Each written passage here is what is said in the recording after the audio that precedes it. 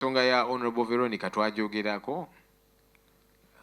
Okusookera ddala toyinza bw'oba omaze okusayininga censure motion toyinza kujjayo mukono gwo, etteeka terikukkiriza, naye ate mwannyinaze oyo abeere wa mazima.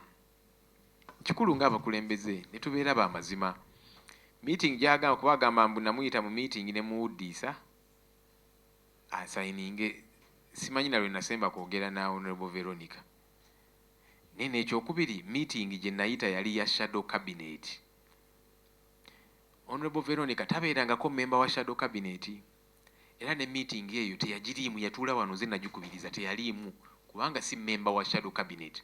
Kati ate abeera eyo n'agamba nti yasayininga attendance register ya meeting gy'otalina kubeeramu era gy'otaalimu. Tubeere ba mazima bannange. Ayinza okuba bambi mukazi wattu yamala okusayininga ne bamutiisatiisa kubanga babikola.